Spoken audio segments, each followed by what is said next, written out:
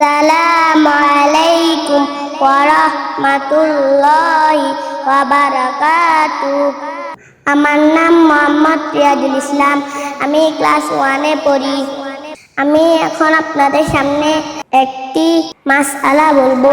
নামাজের ওয়াজিব কতটি? আয়াত শরীফ পুরা পড়া, আলহামদুলিল্লাহর সঙ্গে সূরা মিলান, রুকু সিজদায় দেরি করা, রুকু হইতে সোজা হইয়া খাড়া হইয়া দেরি করা, দুই সিজদার মাঝখানে সোজা হইয়া বসিয়া দেরি করা, দুমিয়ানি বৈঠক, দোনো বৈঠকে আত্তাহিয়াত পড়া, ইমামের জন্য কেরাত আস্তে এবং জোরে পড়া, বিতিলের নামাজে দোয়ায়ে কুনুত পড়া, দুনো ঈদের নামাজে 6 তাকবীর পড়া, প্রত্যেক ফরজ নামাজে প্রথম 2 রাকাতকে কেরাতের জন্য নির্ধারিত করা, প্রত্যেক রাকাতে ফরজগুলি তারতিব ঠিক রাখা, প্রত্যেক রাকাতের ওয়াজিবগুলি তারতিব ঠিক রাখা, আসসালামু আলাইকুম বলিয়া নামাজ শেষ করা।